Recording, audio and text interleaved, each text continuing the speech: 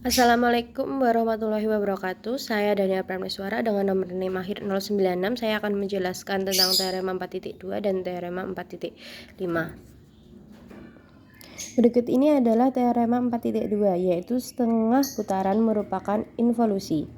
Involusi merupakan transformasi yang inversnya transformasi itu sendiri. Akan dibuktikan HA sebagai involusi.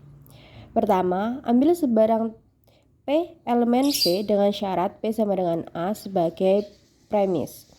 HAP sama dengan P akibat langkah 1. HA komponen HAP sama dengan P akibat langkah 1 dan 2. Kemudian ambil sembarang P elemen V dengan P tidak sama dengan A sebagai premis. HAP sama dengan P aksen dengan A titik tengah ruas garis P aksen. HAP aksen sama dengan P double aksen dengan A titik tengah ruas garis P aksen P double aksen.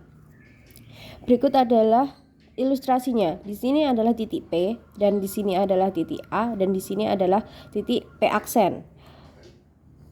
Untuk ruas garis P dan P aksen memiliki titik tengah A.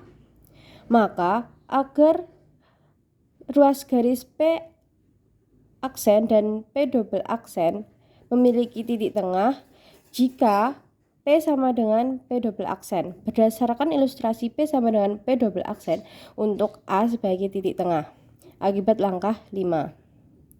Yang ketujuh, P sama dengan P double aksen akibat langkah 6. Kemudian HA komponen HAP sama dengan P akibat langkah 7. Maka HA komponen HA sama dengan identitas atau HA sebagai evolusi akibat langkah 8. Jadi terbukti bahwa setengah putaran merupakan involusi.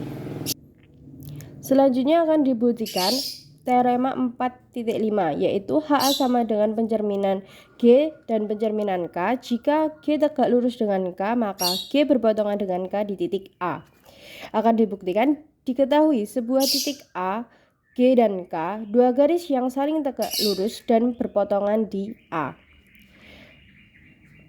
Premis pertama, P tidak sama dengan A karena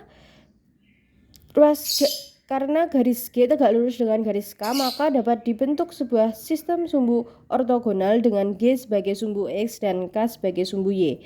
Titik A sebagai titik asal. Untuk lebih jelasnya perhatikan gambar berikut. Ini adalah garis K dan ini adalah G. Kemudian titik A ada di sini dan titik P ada di sini, maka pencerminannya ada di sini.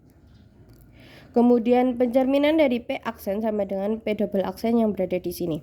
Ditunjukkan bahwa untuk setiap P berlaku HA sama dengan pencerminan dari G dan pencerminan dari K dalam kurung P.